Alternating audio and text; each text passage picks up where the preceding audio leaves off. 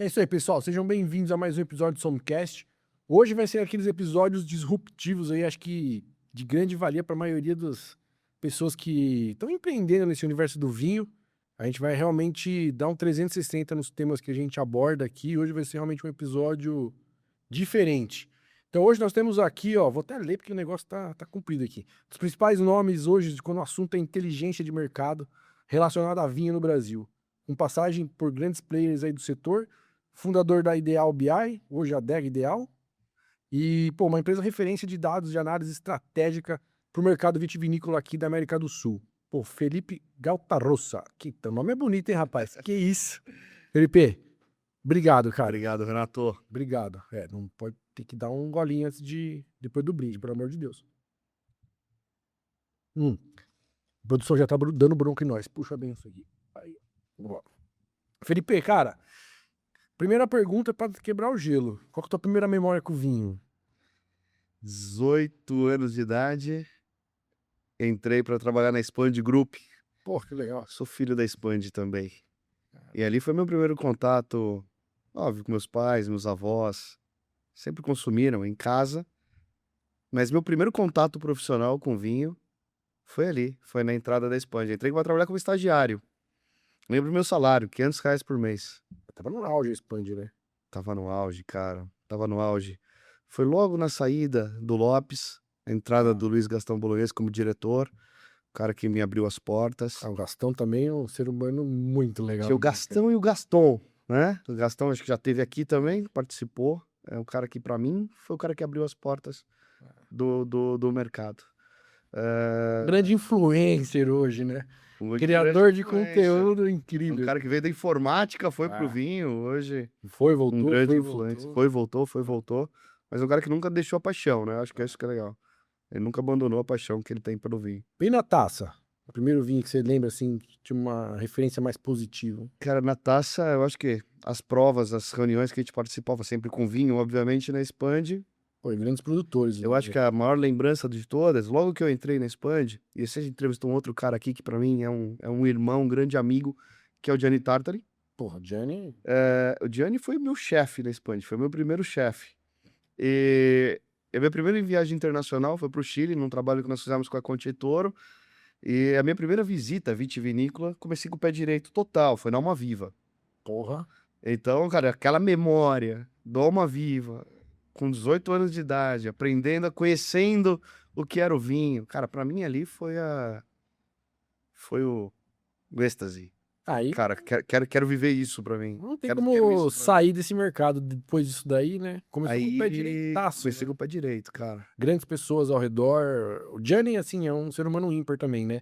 É gostoso trocar uma ideia com ele, né? O Gianni é amigo, cara. O Gianni é meu amigo de mais de 20 anos. Né? A ex-esposa dele foi a pessoa que cuidou da gestação da minha esposa, do parto da minha filha.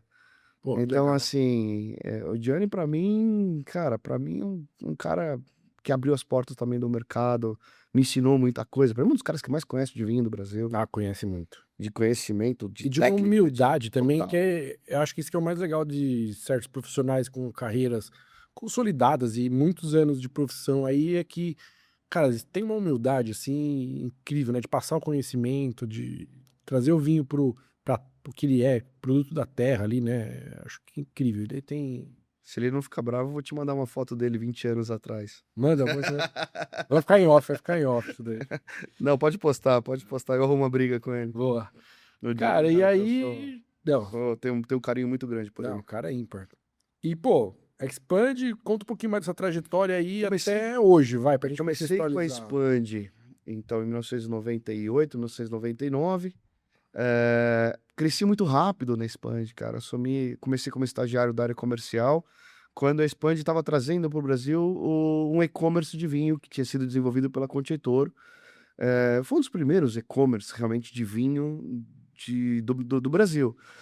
Nós tínhamos Americanas surgindo, foi ali no boom do mercado.com, e a minha função era criar um e-commerce de vinhos. Essa foi a minha função como estagiário, tanto é que eu fui trabalhar na área comercial primeiro, porque na visão da Expand, o e-commerce era uma plataforma comercial. Eu sempre brinco que o maior desafio inicial da minha carreira foi sentar junto com a equipe de telemarketing da Expand e ser um vendedor ponto .com. E aqueles caras olhavam para mim no início e falavam, poxa, esse cara acho que vai tirar meu emprego daqui a algum tempo, né? Porque o que o mundo falava era isso, o ponto .com vai vender vinho e não vai mais existir o contato físico. Essa era a tese criada pelo ponto .com naquela época. E ali eu aprendi a realmente conviver com as pessoas e mostrar para as pessoas que a gente podia construir aquilo junto.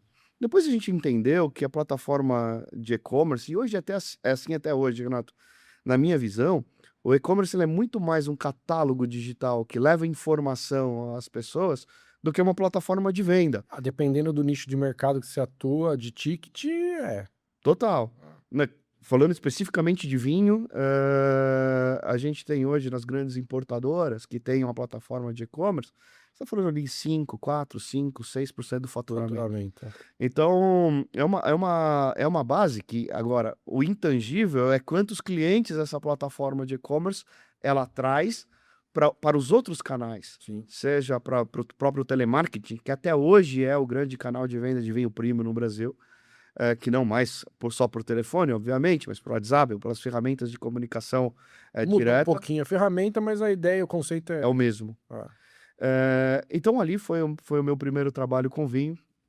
Dali, eu fui para a área de marketing. Na época, tinha uma diretora chamada Virginia Kuziak, me levou para a área de marketing e eu passei a cuidar do marketing direto da Expand, que eram catálogos, o site institucional e tudo mais. E nós transformamos no e-commerce numa ferramenta que levava para o vendedor informação, vídeo, tudo isso produzido pelo Gianni, pelo Eduardo Lopes na época, Ana Rita Zanier, Ângelo Fornara, nomes importantes, né? Hoje o Ângelo está na Antinori, a gente tem nomes importantes ali, que construíam a informação, e a gente já entendia naquela época a necessidade, estou falando mais de 20 anos atrás, A a internet era necessidade, outra, né, cara? Era uma outra né, realidade, né?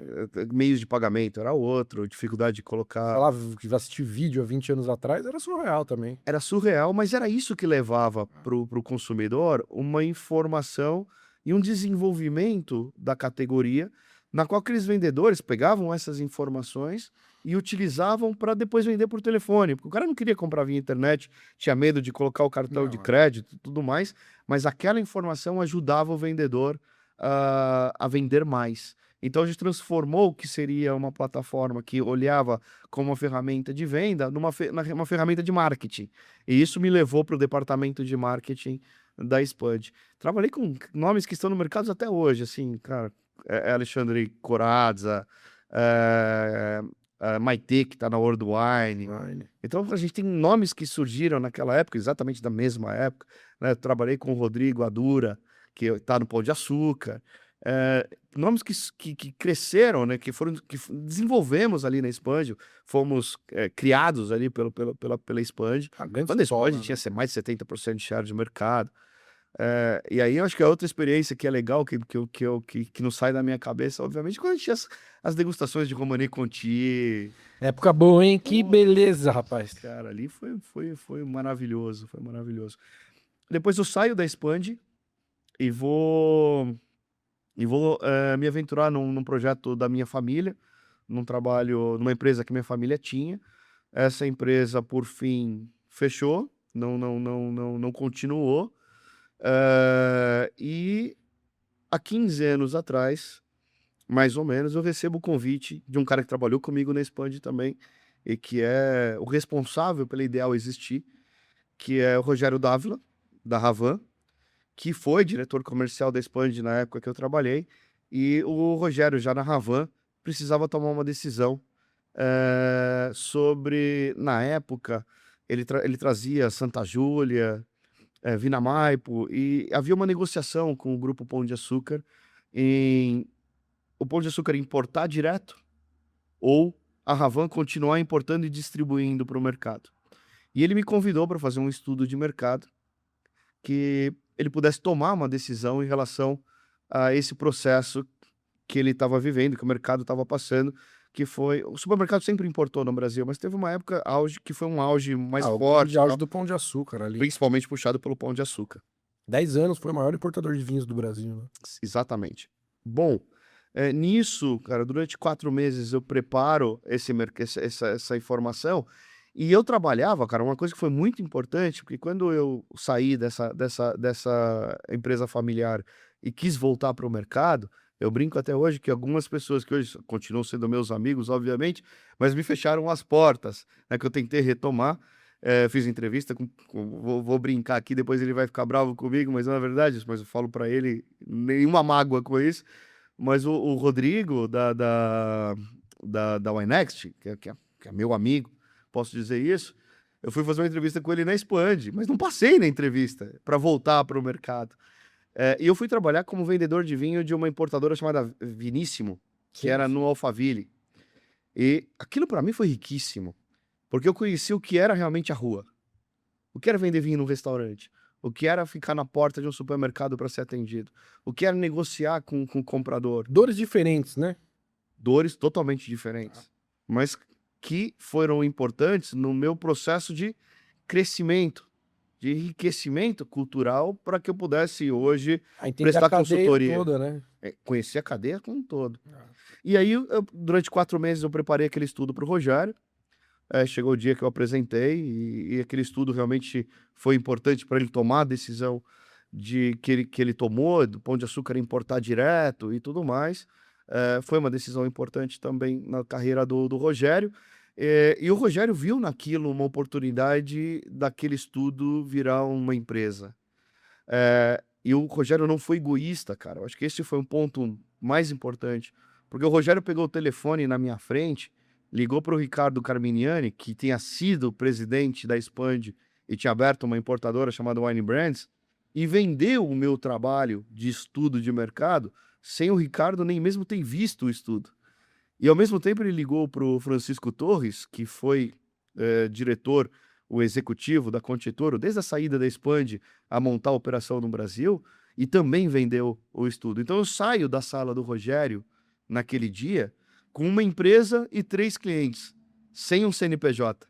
Animal, cara. E ali começa a Ideal, ali surge a Ideal.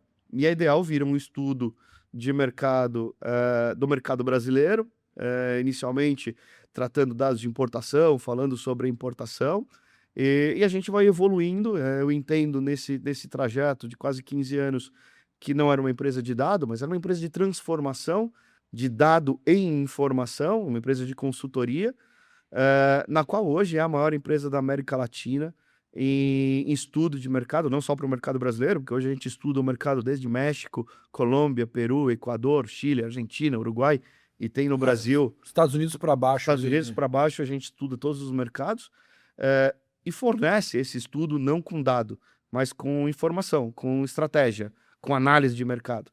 E é isso que traz resultado, e por isso que a gente tem hoje, graças a Deus, uma base importante de cliente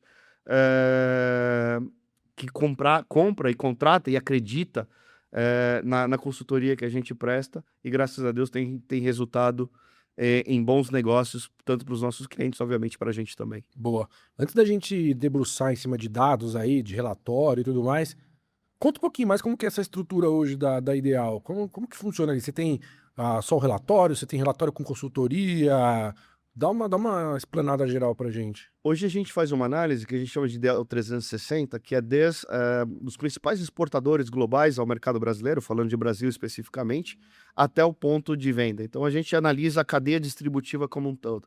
Quanto mais dado aberto, quanto mais detalhe tem essa informação, maior o custo dessa informação. Quanto mais consultoria atrelado a essa informação, maior custo tem esse contrato. Então, ele tem dado, informação e consultoria. São esses 3 pilares. Então, para alguns clientes, a gente fornece um dado analítico, para outro, esse dado analítico transformado em uma informação personalizada, para outros, um dado analítico com informação personalizada e consultoria. Então, esse é mais ou menos o pilar de negócio que a gente atua dentro da Ideal. Então, a gente consegue ter desde um importador, um produtor, um distribuidor de pequeno porte, até um importador, distribuidor ou produtor do topo da pirâmide com um trabalho muito mais personalizado. É porque o dado em si só também não, né? Para onde eu vou? Como Esse é o mais difícil. é isso que é. Aí você pega uma empresa que tá 15 anos no mercado, porra, aí o cara te dá o caminho das pedras, né? Esse é o mais difícil. É, Você linkar a tua análise interna com a análise de mercado. tá. E encontrar Uma equação uma ali. equação que transforme essa equação em resultado. É. O Então, perfil de cada empresa, pro tamanho de cada empresa. o investimento de cada É. empresa. Então, aí você tem um caminho voltado a mix de produtos, você tem um caminho voltado a perfil de consumidor, você tem um caminho voltado a canal de venda. Então, como que a gente analisa esse cenário e identifica o melhor produto para o melhor consumidor, para o melhor canal? É isso que a Ideal faz. Como que a gente conecta isso dentro do perfil de distribuição de cada empresa? E o que a gente tem visto ao longo do tempo, Renato, é uma necessidade das empresas hoje de serem multicanais. Não dá mais hoje para uma empresa ser um distribuidor só off, só on, só consumidor final. Porque há uma necessidade de volume, há uma necessidade de rentabilidade. A gente tem uma dificuldade de rentabilizar o off e tem uma facilidade de rentabilizar o on pelo fortalecimento de marca, de você encurtamento de cadeia e tudo mais. Então, essa também é uma equação que tem que ser desenhada importador ou produtor por produtor, cliente por cliente dentro da Ideal. É isso que a gente faz, esse é o nosso dia a dia, de sentar, analisar a tua empresa, qual que é a melhor oportunidade, onde que a gente encontra essa oportunidade, como que melhor você negocia com o teu produtor, como melhor você distribui e posiciona essa marca no mercado brasileiro. Cara, isso é importante, porque assim, eu tenho uma visão, não só do mercado de vinho aqui, mas eu acho que muitas empresas do Brasil, elas quebram justamente porque falta um pouco, não só dado, mas falta embasamento técnico administrativo ali, né? E, cara, o mercado de vinho, eu acho que tem muito disso também, aquela questão da paixão pelo mercado, que é um negócio maluco. Muitas pessoas que têm uma empresa no mercado de vinho é por paixão. Não necessariamente por um olhar de grana, lucro. Começa com paixão e depois vai caminhando. Mas como você consegue analisar hoje essa questão de análise de dados pelas empresas? Ainda a galera vai muito no feeling, vai muito no achismo, na paixão, no gosto pessoal, ou isso tá mudando um pouco? Já mudou muito, Renato. Ah. Quando a gente começou com a Ideal, essa foi a maior barreira. Imagina. Essa foi a maior barreira. Porque a gente sempre teve no nosso mercado empresas muito familiares e que tinha a sensação ou tinha a opinião que o know-how e o feeling adquirido na história da construção de cada uma dessas empresas era o suficiente para tomar decisão mercadológica. Aos poucos a gente foi quebrando isso. A hora que você abria um concorrente, esse concorrente lançava um produto que tinha uma boa performance e óbvio que tinha ali o envolvimento da Ideal. E aí foi construindo isso e foi se dando a necessidade, foi se percebendo a necessidade que as empresas precisavam olhar para o mercado para entender qual que é o tamanho do mercado, qual que é o potencial do mercado brasileiro, aonde que tenho tendências e oportunidades, onde eu tenho riscos. Mudou muito. Esses 15 anos eu posso dizer que já mudou muito. E eu acho que não é modesto a mim dizer que a Ideal conseguiu transformar isso. Porque ao longo desses 15 anos foi, se não a única, a maior empresa a realmente abrir esse mercado da informação e de inteligência dentro das empresas. Mas tem umas consultorias mais pontuais de negócio, assim, mas que tem esse tripé igual vocês têm, acho que não tem. conheço. Da Ideal veio os setores, os departamentos dentro das empresas.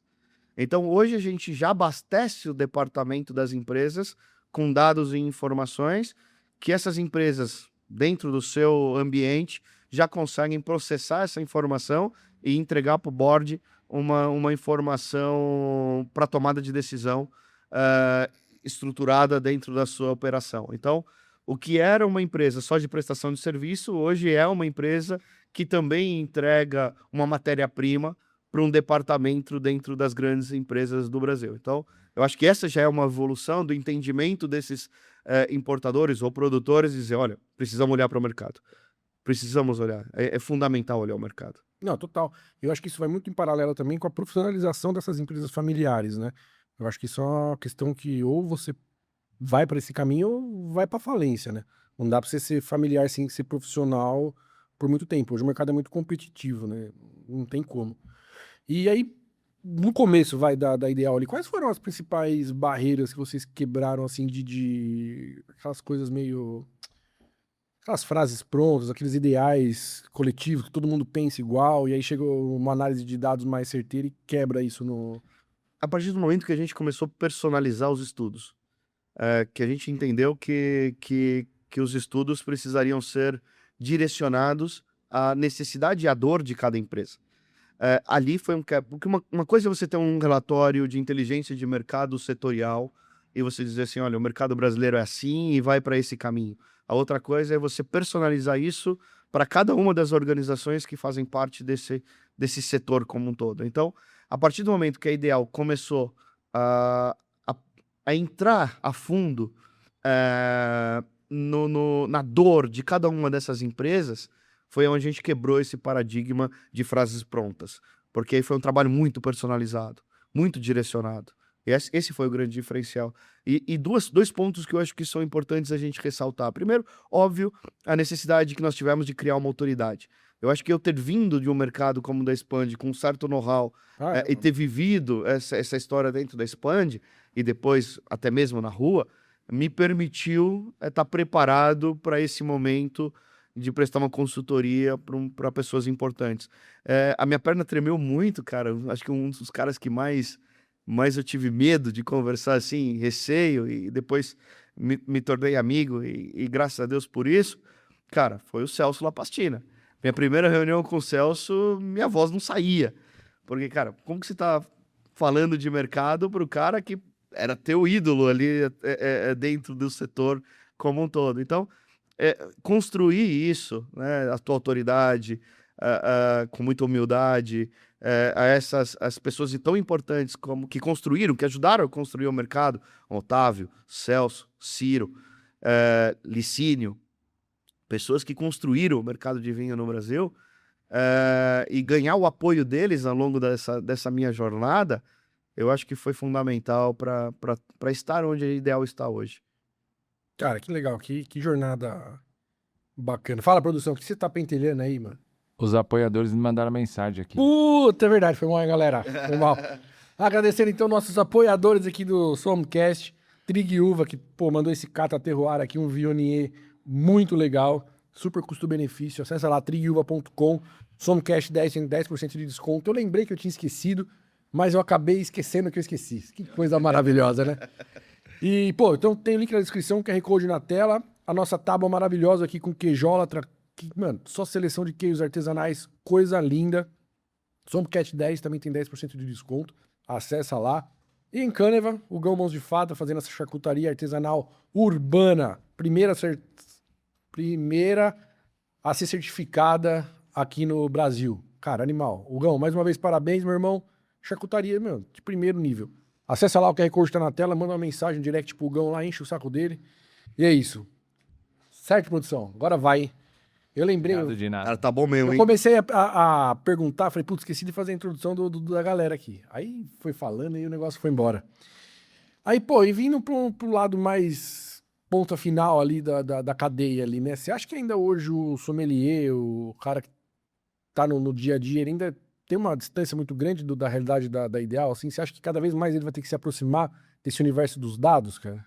Essa é uma necessidade que a gente vê, Renato, e que a gente vem trabalhando muito para isso, que é que o dado saia somente do processo decisório e consiga Cascatear, escalar, né? cascatear todos os níveis dessa cadeia. Por quê? Eu faço muita palestra para convenções de venda, e eu sempre falo isso, Renato. Hoje o vendedor de vinho, ele não pode ser só um tirador de pedido, um vendedor qualquer. Ele é um consultor em todos os sentidos. Total. Ele é psicólogo, ele conversa sobre família, ele fala sobre produto. Existe uma necessidade dentro dessa relação comprador e vendedor que abre a porta para que o vendedor seja um consultor de mercado. Então, quando esse vendedor está, o vendedor ou sommelier que está na frente do cliente, ele tem que entender O quanto representa cada origem no mercado brasileiro? Quanto representa cada casta, cada uva, cada tipo de vinho? Para que com isso seja possível construir um mix de produto dentro do perfil de cada rede ou de cada restaurante que seja assertivo ao mercado brasileiro. Que tipo de paladar que o brasileiro mais é hábito do brasileiro? Então, tudo isso é informação que a gente escala essa pirâmide para que o vendedor na ponta também tenha informação e essa informação seja útil ao desenvolvimento da cadeia como um todo. E no posicionamento do seu próprio produto. Eu falo muito para produtor brasileiro. Quando a gente olha o mercado brasileiro, mesmo sem o vinho de mesa, que com vinho de mesa nós somos o maior. Sem o vinho de mesa, o vinho brasileiro é a segunda maior origem de vinho do Brasil. Atrás somente do Chile. E por que quando a gente chega no supermercado, o Brasil não é o segundo maior volume na prateleira? Pelo contrário, né? Às vezes está escondido. Aí só sobra os bagaceiras, né? No mercado só tem vinho brasileiro, mais ou menos, né? Então, essa informação é uma informação que precisa chegar no comprador e entender por que o Brasil é o segundo. Qual é o tipo de produto que o Brasil está tão bem posicionado? E do crescimento do ano passado, só já te dando alguns números aqui, nós crescemos o ano passado 900 mil caixas de 9 litros no mercado brasileiro. 300 mil caixas vieram de espumantes nacionais. Sabe por quê? Porque a gente não vende mais só espumante no final do ano. Ah, sim. A gente vende espumante o ano inteiro. Mas por que tem rede que não investe no espumante fora da sazonalidade festiva? Tudo isso é falta de informação. O PDV, geralmente, de grandes redes, é mais nessas épocas mesmo. Né? E no Brasil, a oferta gera demanda. Não é a demanda que gera oferta. Se a gente posiciona bem o produto, posiciona o preço, é assertivo na comunicação, a gente vende mais. Então, a oferta gera demanda. E tudo isso a partir do momento que essa informação escala, não só no fator decisório das grandes companhias, como escala até o ponto de contato com o comprador. Então, esse é o nosso objetivo. E a gente vem desenvolvendo produtos para isso, para que essa informação possa navegar em todo o mercado, que o sommelier tem informação, que o dono de loja tem informação, que saiba como que é o consumo per capita no Brasil, que saiba dizer qual que é o crescimento do consumo no Brasil, que consiga dizer quais são as principais origens, quais as principais uvas, se nossos consumidores são mais homens, se são mais mulheres, que faixa de idade, quais categorias que são as maiores tendências. Tudo isso é informação que vai ajudar a escalar o crescimento do mercado brasileiro. Total. Consolidar, né? O portfólio, tudo. Eu falo o seguinte, Renato, para a gente ter um crescimento do mercado brasileiro, a gente precisa de 2 pilares. Profissionalização do trade, informação no trade e educação do consumidor. Com esses 2 pilares, a gente sai dos 3 litros per capita e escala o consumo no Brasil. Boa. E esse é um dado do relatório que você tinha me encaminhado lá, que eu fiquei dando umas trinchadas lá, consegui pincelar algumas coisas, até anotei aqui para não esquecer, porque é muito número, né, galera? Então, pô, a gente consolidou aí 2025 com um crescimento de 8% de mercado aqui no volume de vinho no Brasil, né? Cara, aí eu tenho uma dúvida. A gente faz essa análise de dados por tudo que entra no mercado, não necessariamente aquilo que se consome, né? É por volume de estoque, né? Isso é um pouco de reposição do estoque mais vazio pós-pandemia ali, ou é realmente um crescimento real, assim? A gente tá num crescimento real ou é uma coisa meio... Bom, excelente pergunta. Existem algumas metodologias de manusear esse número. A gente analisa o que é comercializado pelas vinícolas brasileiras, excluindo o que é estoque da vinícola Tá. e olhando para o estoque do trade, né, da cadeia distributiva. A gente acrescenta nesse número, para a gente falar que o mercado cresce 8% em oferta, os dados de importação. Então, o Brasil cresceu em importação e cresce em mercado nacional, cada um na sua proporção, para chegar nesse número de 8%. Isso é abastecimento do mercado. Tá. Depois a gente tem um outro número que é como que o mercado performou no varejo, que aí é ponto de venda. Quando a gente tem um crescimento de oferta e tem queda de varejo, óbvio que a gente tem outros canais, tem que analisar o restaurante, tem que analisar o crescimento da venda direta ao consumidor, e tudo isso a gente analisa, e tudo isso a gente mapeia, para chegar ao entendimento e dizer o seguinte: olha, esse crescimento de 8% é crescimento de estoque ou ele é crescimento de demanda? E aí está um ponto muito importante. Na pandemia, nós tivemos um crescimento astronômico, tanto de oferta quanto de demanda. Em 2020 foi um recorde histórico, chegamos ali próximo de 55 milhões de caixas de 9 litros. Depois, a gente vem a retomada das pessoas à rotina de vida, pós-pandemia, né? Pegando o finalzinho da pandemia, mas já com a retomada das pessoas à sua rotina de vida. Associa isso a um aumento inflacionário, que reduz o poder de compra. Produto de luxo. Exatamente. A gente começa a ter uma redução de demanda pós-pandemia. Essa redução de demanda pós-pandemia gerou um volume de estoque, principalmente no varejo. Então, o ano de 2022, 2021, 2022, 2023 foram anos de equalização desse estoque. 2023 foi o nivelamento dessa equalização. 2024 e 2025 a gente volta a crescer em abastecimento. Quer dizer, o varejo voltou a comprar, a cadeia distributiva voltou a comprar.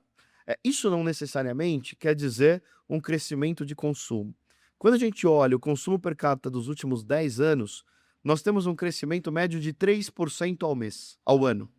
Esse é o crescimento médio do consumo per capita real no Brasil. Por que 10 anos? Porque a gente elimina o problema de estoque. Um ano com mais estoque, um ano com menos, então você tem um crescimento médio de 3% no consumo. Nos últimos 2 anos, a gente tem enfrentado, Renato, uma questão importante, que é o aumento da pressão de oferta externa ao mercado brasileiro. Veja. Assim, o cenário lá fora tá o caos. Nós somos um país aqui, cresce o consumo de vinho, tá todo mundo olhando pra cá, né, cara? Exatamente isso. Então você pega uma indústria como o Chile, que é o maior abastecedor de vinho do Brasil, e que tinha a China como seu principal destino de exportação, começa a enfrentar uma redução de importação no seu principal mercado, que era o mercado chinês. Essa queda chega a 45% nos últimos 3 anos, ou seja, a China, que era o principal mercado do Chile, deixa de ser. E o Brasil assume como principal mercado e destino das exportações chilenas. Produtores que dependiam, e muitos deles dependiam de um volume importante para a China, onde eu vou colocar isso? Aonde que eu vou crescer no mercado global para diminuir o meu prejuízo com a queda de importação da China? Brasil. Então começa a aumentar a pressão de oferta sobre a indústria, sobre o mercado nacional. Além disso, a gente passa por uma situação na Argentina de redução de consumo local. A valorização do peso argentino reduz a rentabilidade da operação de exportação. A gente tem a queda de consumo na Europa. E veja, para os 3 maiores fornecedores de vinho para o Brasil, que é Chile, Argentina e Portugal, o Brasil está entre os 3 maiores principais destinos. Então, para esses países, o Brasil se tornou um mercado principal, um foco. 220 milhões de habitantes. O cara olha e fala, pô, vamos pra lá, né? Aí os caras entram aqui e vai descobrir a realidade, né? Aí tem que entender como que funciona a cadeia, a questão tributária, a rentabilidade dessa cadeia, como que funciona a questão do estoque. Imagina você ter hoje uma pressão de estoque com 15% de taxa de juros. Nossa, tá louco. Com 50% de desvalorização da moeda brasileira nos últimos 7 anos. Sem você conseguir repassar essa margem para o consumidor, porque você tem uma inflação que reduz o poder de compra dessa base. Estrangula cada vez mais, né, cara? É isso que nós estamos vivendo. Então, essa diferença, e isso é mapeado nos nossos relatórios, Renato, que é entender o seguinte: existe um aumento de oferta? Sim, existe. Esse aumento de oferta, ela chega ao consumidor final na mesma proporção? Não. A demanda não cresce na mesma proporção da oferta. Se a demanda não cresce na mesma proporção da oferta, o que nós temos? Estoque. E um estoque com 15% de taxa de juros, com todas essas contas que nós colocamos aqui, como que está a rentabilidade da cadeia? Não, maluca, né? Eu falo, o importador, ele é um banco hoje em dia, né? Dá o dinheiro antes, demora para chegar, demora para liberar na alfândega, demora para vender, para girar. Cara, capital parado com juros a rodo, né, cara? Você imagina hoje rede de supermercado pedindo 180 dias de prazo. Porque para a rede, o que é fundamental é o fluxo de caixa. Total, é. Aonde que ele vai colocar o dinheiro? Num produto que demanda 6 meses de estoque? Ou ele vai colocar em commodity para poder girar esse fluxo de caixa? Então, é esse o processo que vive o mercado hoje brasileiro, que é importante lá fora entender e compreender que o mercado brasileiro tem potencial. Claro que tem. É inevitável que tem. Nós temos hoje no Brasil 59 milhões de pessoas que consomem álcool. Qualquer produto alcoólico. Quanto é adulto? 160 milhões de adultos. Tá, então 1/3 basicamente ali. Não, um pouco mais, vai. Um pouco mais de 1/3 consomem álcool. O restante, às vezes por uma questão religiosa ou por uma questão de remédio, de saúde. Canetinha. A canetinha. Cara, você tocou num ponto... Os Estados Unidos sofre muito com não só canetinha, mas com maconha, com outras coisas que, né, dão aquela sensação de entorpecência. E, cara, tá quebrando o mercado. São coisas assim que você não para pra pensar, mas afeta pra caramba, né? Muito louco isso. Afeta pra caramba. Agora, coloca isso numa proporção que nós temos um consumo per capita de pouco mais de 60 litros por habitante para cerveja. Então nós estamos no mercado cachaça e cerveja. E o vinho é um mercado muito jovem. Total. Quantos anos tem o mercado de vinho? Bom, que abriram as importações desde o plano Collor, 30 e 35, poucos anos. É um mercado que está em desenvolvimento, em construção, que existe um processo cultural de desenvolvimento. Então, esse movimento, Renato, que é o seguinte, não aplaca a percepção de oportunidade. O Brasil é uma oportunidade, não tenho dúvida que é. Mas tem que entender que esse crescimento do consumo per capita é um crescimento que passa por uma questão cultural e é um crescimento que passa por uma questão de renda. Total, Da divisão nacional. Então, não é só aumentar a oferta e proporcionar um vinho, às vezes até mais acessível ao consumidor, que a gente vai conseguir estimular a demanda ao nível que se espera do mercado brasileiro. Nós não temos capacidade de absorver toda essa pressão de oferta que está vindo, inclusive com o acordo da União Europeia, com os produtores na Europa, olhando agora para o mercado brasileiro também como um país que pode salvar a produção global. Nós não temos capacidade para isso. Não que não tenha oportunidade e que não tenha espaço para crescer, mas não na velocidade que se espera. Eu tinha notado aqui, tinha acho que três pilares ali que eu entendi do relatório, que é a premiumização, né? Essa coisa mais premium, os chilenos e o espumante, né? Acho que são esses 3 grandes pilares aí que puxam o mercado, né? Eu queria que você explicasse um pouquinho para ver se eu entendi certo isso do relatório, cara. Exatamente isso. Quando a gente fala em premiumização, a primeira coisa que se pensa é o consumidor está evoluindo a um produto de maior valor agregado. E aí não é premiumização que a gente está mencionando no relatório.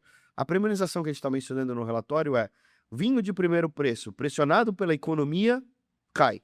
Vinho de maior valor agregado, onde você tem um consumidor de maior renda e menos pressionado pela economia, com maior percepção de região, de uva, de valor de marca. E eu sempre digo que o consumidor de maior valor, que tem o vinho como paixão, o produto deixa de ser secundário e passa a ser primário.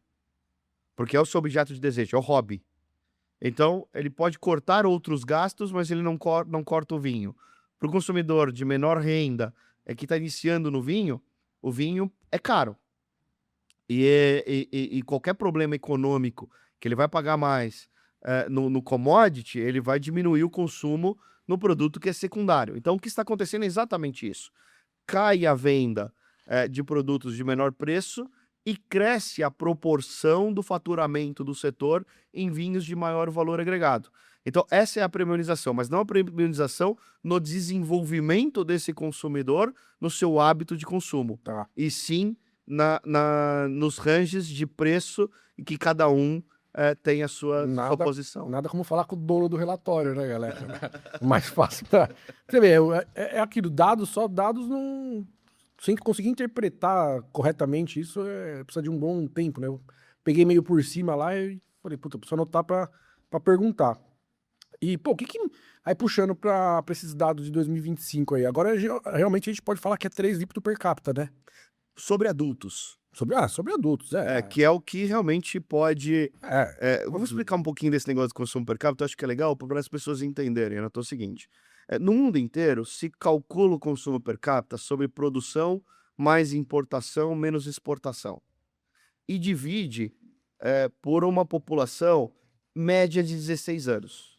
Tá. Por quê? Porque tem países Que que outra a cultura. legislação é permitido o consumo acima de 16 anos. Então, para equalizar todos os países, você vai comparar Portugal com Espanha, com Itália e com França, É 16. é 16.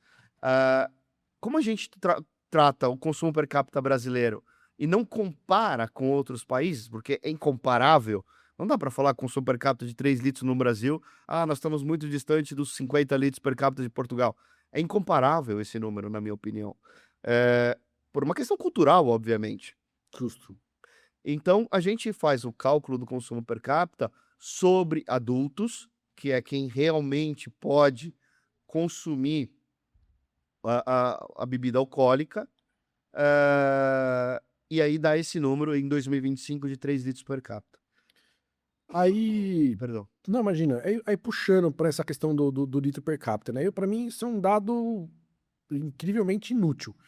Porque a gente tá falando de um país continental com culturas totalmente distintas de norte a sul, o que o consumidor do sul bebe, o de São Paulo, do Rio, do Nordeste, cara, são realidades distintas, são vários países dentro de um só. A gente tem esses dados pontuais, estado por estado? cara? Tem, e você tem toda a razão. Quando a gente olha para o sul do Brasil, hoje é a maior Maior, né? região consumidora. Não é a maior região de venda. De volume. A maior região de volume é São Paulo. 50 e cacetada. Né? A maior região de consumo per capita é o sul do Brasil, com quase 7 litros per capita. Aí. Quando a gente olha o sudeste do Brasil, nós estamos falando em 4,5 aproximadamente. Quando a gente olha o norte do Brasil, nós temos 1 litro per capita. Imagino. Sudeste, ou nordeste do Brasil, 1,7. Então a gente tem sul e sudeste como as regiões com maior nível de consumo, maior consumo per capita por adultos no Brasil. E 80% da venda está no sul e sudeste. Imagino. Então, a gente tem um mercado que é o sul e sudeste, a gente tem um mercado que é norte e nordeste. O que também tem que ser entendido por uma questão de renda, cultura, clima. Tudo isso influencia no consumo per capita. Até o acesso das importações para lá é um pouco complicado, né? Para a cadeia chegar lá é difícil. Não né? só a importação, como a venda do mercado local. Você tem um mercado totalmente diferente do Nordeste para Minas para baixo aqui, né? Você A imagina um estrutura produtor- de venda é diferente. Você imagina um produtor do sul do Brasil que tem que colocar isso no navio para levar para o Nordeste. É surreal. A dificuldade que é abastecer. Agora, a gente tem um outro ponto que está... Aí tá em um lugar para os chilenos crescer, vai pro Nordeste, dá facinho de crescer lá, cara. Tem oportunidade, porque Tem oportunidade de no crescer. Nordeste é complicado pra tomar vinho, cara. Agora, tem um ponto que eu acho que é importante, que é a queda da subvenção tributária. Hoje a gente tem uma subvenção tributária que muda o preço dos produtos em determinados estados. A Minas é um pandemônio. Você tem Minas, você tem João Pessoa, você tem regiões ainda do Brasil que o custo da subvenção tributária muda completamente o posicionamento de preço do produto. Com a reforma tributária, isso acaba. E zera a subvenção tributária. Então nós vamos ter um nivelamento de preço entre os estados, exceto o custo logístico. Aí não tem milagre. Aí não tem milagre. Então, mas muda essa equação. Bom, agora muda muito quando a gente olha para o estado. Para o espumante, sabe qual que é o maior estado, maior estado com consumo per capita de espumante no Brasil? Espumante? Chuta. Puta, cara, Santa Catarina? Não. Não, pra cima? Pra cima. Rio? Não. Não tenho a mínima ideia. Brasília. Ah, tá, pô, os caras têm que ostentar o dinheiro que eles roubam de nós. Os vagabundos lá. Mas cara, o Distrito Federal é o Parentes maior à consumo per parte capita de aí, né? espumante. Pô, Brasília é um Brasil. mercado atípico de tudo, né? Quem conhece Brasília sabe que, cara, a gente que é daqui de São Paulo vê Brasília com um olhar meio estranho, né? Tirando a brincadeira à parte, é um mercado diferente, né? Brasília o poder aquisitivo da galera lá é bem interessante, né? E você sabe que um dos pontos que fez a queda da China, principalmente consumo de vinho de menor preço, que provocou essa queda do Chile e tudo mais, são os próprios eventos que o governo fazia. Então, cara, consumo de vinho nesses eventos era absurdo. Tá, lá. lá na China. E parou esses eventos, caiu o consumo. Esse é um dos motivos, tá? Não é o único, mas é um dos motivos. A China é um negócio também, um universo paralelo na minha cabeça, assim. Deve ser muito louco. Um dia eu vou pra lá, um dia eu vou pra lá. Pô, mas, e, tipo, analisando os dados aí 2025, o que mais te surpreendeu, vai? Você que é o do pai da criança aí do relatório. Cara, o que mais me surpreendeu, eu acho que ainda é esse nível de estoque. Tá. Porque isso gera uma pressão sobre importador, produtor, canal, e uma guerra de preços sem tamanho. Renato, Eu poxa, conheço vários importadores aí que estão estocando vinho a dar com pau aí, cara. Então, Um processo meio surreal, assim. e vamos pensar em futuro, o que isso vai resultar? O cara vai ter uma precificação totalmente diferente, porque a inflação só vai, as oscilações cambiais também cada vez mais pra cima, guerra pra tudo quanto é lado, né, cara? Estabilidade louca de mercado. Ele precisa recuperar fluxo de caixa. Em algum momento ele vai precisar recuperar esse fluxo de caixa. Porque ele vai continuar importando. A dificuldade que a gente tem hoje, Renato, é o seguinte: muitos importadores são dependentes de um produtor. E esse produtor, muitas vezes, tem uma participação importante global no mercado brasileiro nesse importador. Então, o produtor Na mão precisa do outro, né? que o importador gere volume e o importador precisa vender para continuar absorvendo essa pressão de volume. E o que ele vai fazer? Baixar preço para tentar ganhar volume. Isso não é saudável para ninguém. A cadeia não se torna saudável com isso. Renato, a gente estava discutindo, a gente tem uma comunidade no Instagram, no WhatsApp. Depois eu passo o link, se você quiser compartilhar. As pessoas podem receber informação ali e discutir essa informação no WhatsApp. Hoje nós estamos lá com mais de 500 pessoas participando dessa comunidade. Vinho a R$10,90 importado. Cara, eu acredito. Você... Não paga o custo. mas aí você tem que entender o mercado dos caras, né? Qual lei de incentivo que tem lá, como que funciona isso, porque... Mas nem com lei de incentivo, Renato. Não paga, cara. Não fecha a conta. Eu acho surreal. Assim, eu entendo o Chile como um grande produtor de volume, por ter muita tecnologia, colheita por máquina, entrega que se propõe a R$30 aí, R$40. Agora, menos que isso, eu acho surreal, porque a rolha não paga a rolha, você não paga a garrafa, você não paga a uva, você não paga nem o imposto. Quem lucra nessa cadeia maluca, né, cara? A gente está falando hoje de um preço médio de importação do Chile de $24 a caixa. $2. Tá, a caixa a gente diz 12 garrafas. 12 garrafas. Nós estamos falando de $2. Estou falando do Chile especificamente, né? Quando a gente vai para a França, nós vamos para $70 a caixa. Mas vamos falar de Chile. $2 a garrafa. $2 a garrafa, estamos falando, vamos fazer só a conversão cambial. R$11. R$11, R$11. Você acha que paga a conta do produtor? Tem que entender essa mágica aí, né? E aí, vamos fazer a conversão para chegar no mercado brasileiro. Multiplica para ser saudável a cadeia distributiva, multiplica por 4.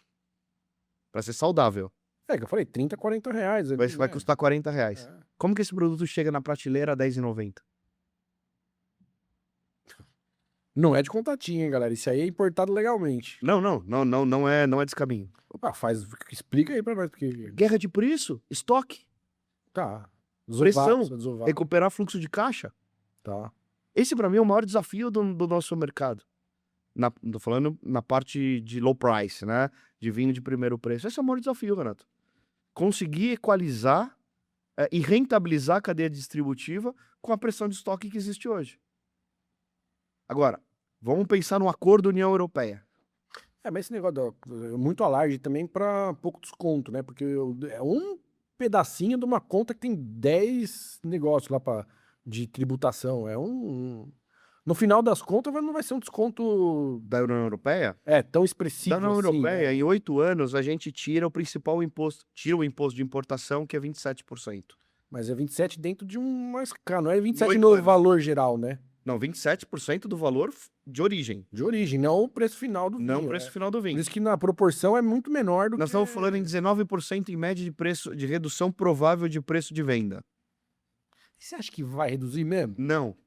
Porque, cara, bem-vindo. Não porque... Elas já estão estranguladas. É exatamente isso. Não tem. E mesmo assim, cara, nunca vi alguma coisa baixar o preço.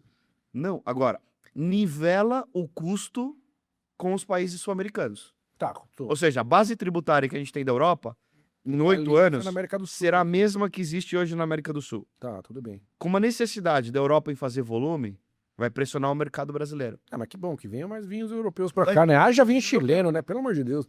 Agora, para mim, o maior mercado afetado, sem dúvida, será o mercado chileno. Ah, sim, total, total. Ah, é o maior volume, 60%? Quanto é? Hoje, hoje o mercado chileno é 44% da importação, Ah, é diminuiu. 36% do mercado nacional. Mas hoje a gente tem uma média, e nos últimos anos é essa a média. Acho que é Argentina e Chile que dava 60, né? Hoje a média da América do Sul como um todo é 60%. É isso. Então a gente tem América do Sul 60% com Europa 40%. Isso é a média dos últimos anos. E Portugal Portugal despontando. crescendo. Ah, É o que mais é cresce. um dos, que eu falo, é um dos cases mais legais, assim, de país.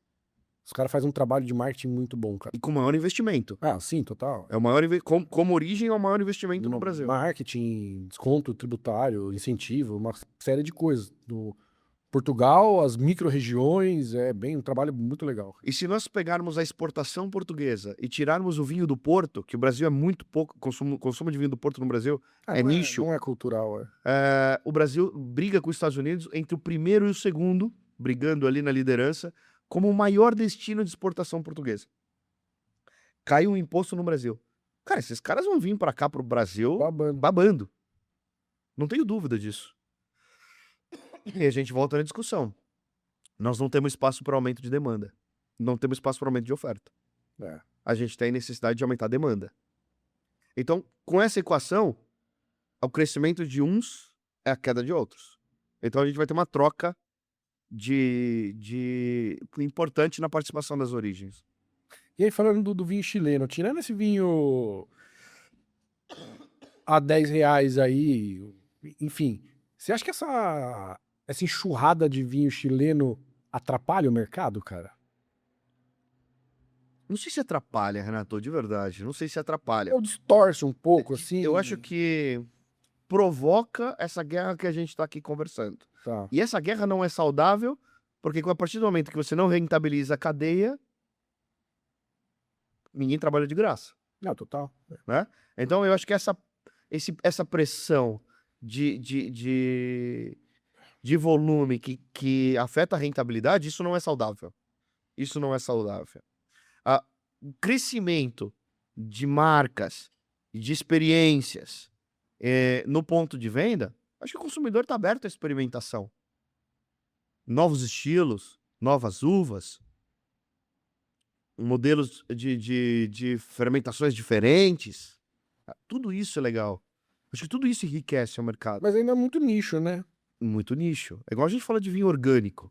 É nicho. É nicho. O vinho sem álcool é nicho, tudo. Cara, vinho sem álcool é um ponto que eu acho que a gente vale um bate-papo em cima disso. Lembra da conta de 59 milhões de pessoas que tomam álcool? Sobram 100 milhões de pessoas acima de 18 anos que não tomam álcool. O potencial do vinho zero álcool é muito maior do que a de vinho alcoólico. Tá, um montante maior, sim. Qual que é o grande desafio? Fazer algo bom pra beber. Exatamente isso. Algo palatado. Assim, espumantes já conseguiram. Tem o... Nacional ou importado? Eu só consegui o importado ainda. Os nacionais que eu tomei ainda não... Mas assim, eu não fico degustando loucamente vinho sem álcool, porque pra mim eu acho ruim. E não, eu colocaria numa outra categoria. Sei lá, drinks. Eu acho que tem uma pegada muito legal que tá rolando, é você não ter só o vinho, mas você ter uma infusão, você ter alguma coisa junto ali, trazer uma outra bebida. O vinho em si sem álcool, tinto, branco, rosé, é horrível.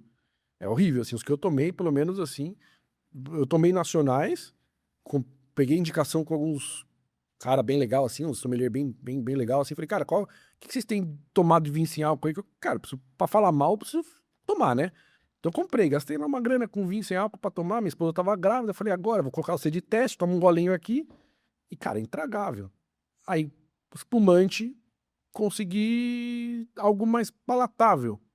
Eu acho que aí tá o desafio, porque é o seguinte, a gente tem um espumante nacional que enfrenta, não tô aqui dizendo que eu sou contra ou a favor, mas existe uma barreira que é o espumante nacional, hoje ofertado ao mercado, ele não é fermentado. Ou seja, em tese ele não se tornou vinho. Ele é uma bebida, ele é um suco gaseificado,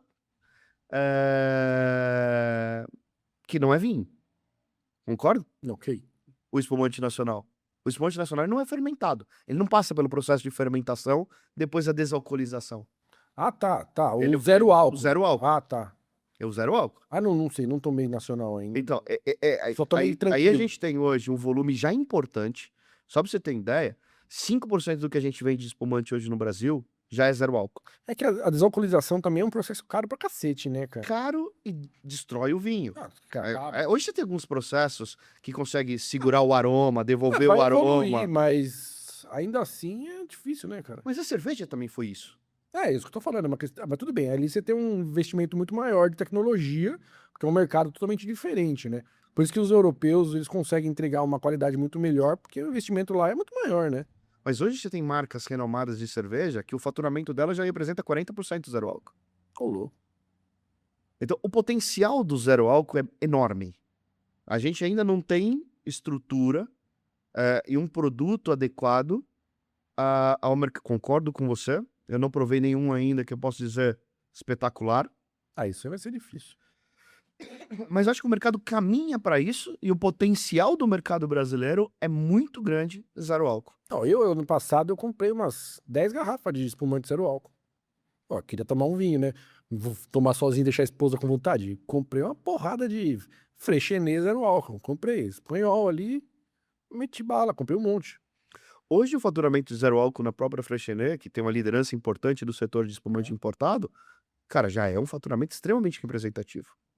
E é um produto desalcoolizado. Acho que ainda tem que passar por uma evolução, Não, mas normal. mas ainda é um produto que tá crescendo no mercado brasileiro e vai crescer muito mais. Eu vejo o zero álcool como uma das grandes tendências do mercado, no futuro, vai ficar gravado para a gente conversar daqui a alguns anos. Eu vejo desde que tenha essa evolução qualitativa da categoria. E uma regulamentação também da categoria Sim, é. em relação ao que não é fermentado, o que é fermentado, o que é desalcoolizado. Porque como isso que ele no posiciona. rótulo tem que... O Brasil é muito bom com relação a rótulo, né? É uma das melhores legislações que a gente tem de rotulagem. E assim, é difícil você identificar? No rótulo hoje, a maior parte, se não 100%, já coloca isso no rótulo, já tá bem específico no rótulo, mas, cara, tá na mesma roupagem, tá na mesma garrafa. Você tem ali uma visão de um produto que, em teoria, não é um vinho, não é um espumante, porque não passou pelo processo de fermentação. Então, não estou sendo contra. Eu acho que é o produto que a gente tem hoje disponível e que abre esse mercado. Tô totalmente a favor. Vai ter quem goste desse e não gosta do outro e vai ser feliz, né? É claro que precisa criar uma legislação específica para isso, mas, cara, hoje já é um volume importante de faturamento das vinícolas que trabalham com essas marcas, e é isso que nós estamos falando. O cara que está aplicando um Mondiaro, Total. a gente sabe qual o nível calórico que é uma taça de vinho, uma taça de espumante. Ah, eu não quero nem saber. Eu também não quero, mas... Tá louco. Tem certas Mas- coisas na vida que você tem que abdicar, cara. Não dá. Mas você sabe que quando a gente analisa o consumidor brasileiro, a gente tem uma brincadeira. A gente tem um crescimento consumidor por faixa de idade, Renato, que é o seguinte: acima de 40 anos começa a crescer o consumo Ah, do vinho, tu imagina. do vinho. Quando chega entre 50 e 60, tem uma barriga. E 60 explode o consumo. O cara E aí, quer dar cara, uma... que é isso, meu? Por que quer o voltar cara à de saúde? 50, 60 anos não quer tomar vinho? Cai drasticamente, assim, é uma barriga na curva impressionante. E aí um dia... Nos uma dados pessoa- de análise nossos do podcast também, a gente tem uma boa taxa de 18 a 35, aí uma boa taxa até uns 45, aí depois Você tem uma cai barriga. e depois dos 60 a mais explode. É isso. É louco isso. Eu acho que um cara do escritório, a gente tava fazendo análise, uma pessoa que trabalha com a gente falou, cara, eu acho que é o cara que tá procurando ser saudável nessa faixa de idade. Aí ele não consegue até os 60, cara, Aí ele abre desanda. mão e vamos pro vinho e tá tudo certo. É isso aí, pô, pode crer. É verdade, cara. Porque isso aí no nosso dado explica muito o nosso volume de consumidor ali, de telespectador, é muito nisso aí. Tem essa barriga mesmo Ali entre 50 e 60 O nosso é a barriga. 45 a 60, ele faz de 15 em 15, ele dá uma queda boa ali. É, Louco, né? é exatamente essa curva do mercado. Não deu certo, foda-se, chuta a jaca, o pé na jaca e vambora, né, cara? É exatamente isso. Um outro ponto que é muito legal, não sei se você viu no relatório, mas os maiores shoppers, né, que são os compradores de vinho no Brasil, Mulher. são mulheres. 56, né? 56, 57%. É isso aí. A mulherada Os manda, brancos né? e rosés e espumantes, cara, passa de 60. Imagina. A mulherada manda, né? Nós só Mas obedece. a gente só testa tudo certo. Aí, pô, mas aí vamos puxar um pouco pro mercado nacional, assim, né? A gente vê um mercado, você pega a região sul, pô, muito produtor novo, muita coisa nova, novas regiões, campanha, o negócio tá fervilhando. Você vem aqui para um sudeste que tem uma nova realidade vitivinícola que há 15 anos atrás não existia. Tinha começado? Tinha, mas não era o mercado que a gente tem hoje. Cara, como que tá isso aí nessa balança, né? Porque o sul muito mais avançado, aqui ainda muito tentando entender para que caminho, já nasce com um perfil de vinícola totalmente diferente do sul. Aqui é uma coisa muito focada em enoturismo, lá também tem um pouco, mas uma outra pegada. Como que tá esse mercado brasileiro aqui, cara? Cara, é um ponto muito legal, porque a gente tem vinícola hoje quase em todo o território nacional. Sim. Né? A gente tem desde o sul ao nordeste do Brasil, a gente tem vinícolas. Nós temos mais de 1.100 vinícolas registradas no Brasil.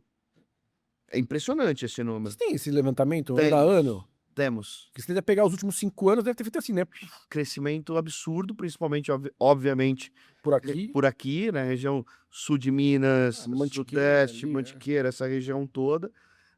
Brasília, Sim. Goiás, a gente tem ali um crescimento importante nessa faixa, muito investimento. Onde o dinheiro tá, né? Onde o dinheiro tá, né? Tá no agro. Não é barato, né? Você pega aqui a região do sudeste aqui, quem? É cafeicultor, né, bicho? Exatamente.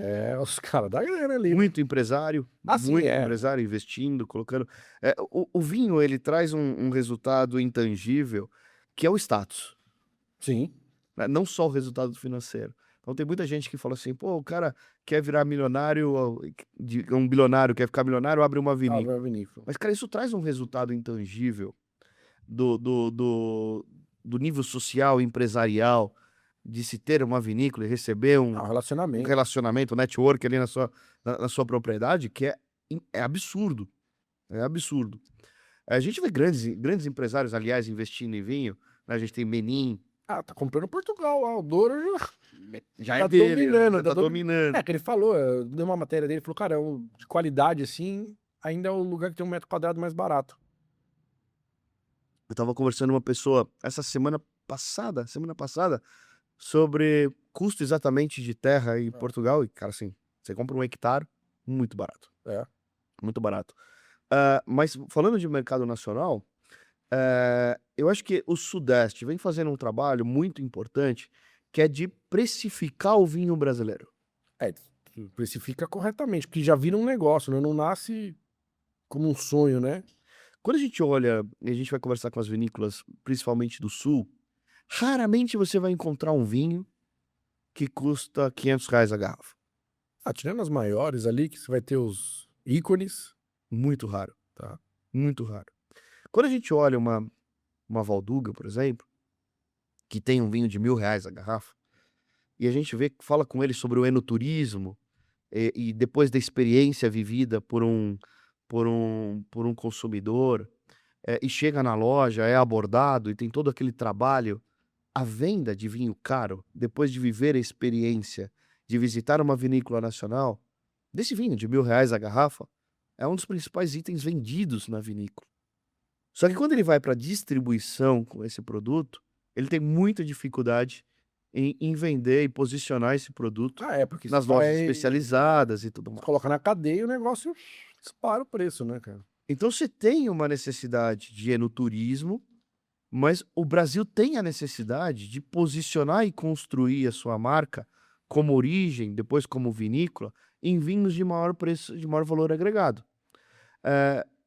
Eu sempre uso uma frase que é o seguinte: não se venderia tanto cartucho no Brasil se não existisse o Peramanca. Tá, que é o guarda-chuva da marca. tá, total. Ninguém pode tomar peramanca, é muito raro quem pode tomar um peramanca todo dia. Que chato seria também. Chato seria, mas, cara, cartucha dá. Né? O cara tomar um cartucho, ele sabe que é o mesmo produtor e tudo mais. Então, a gente tem a necessidade no mercado brasileiro de gerar valor. E gerar valor no topo dessa Acho pirâmide que o maior gap que a gente tem de mercado no Brasil é gerar valor é gerar no valor. mercado, né, cara? É acabar o preconceito sobre qualidade. E você serve aqui um vinho nacional que tá incrível. E eu gosto sempre de servir vinho nacional na minha casa, eu sempre falo isso. Porque quando meus amigos chegam em casa, acostumados a vinhos importados, e provam o nacional, quebra o paradigma. Que existe vinhos de excelente qualidade no Brasil, mas com muita dificuldade de precificação. Total. Né? O ovo ou a galinha.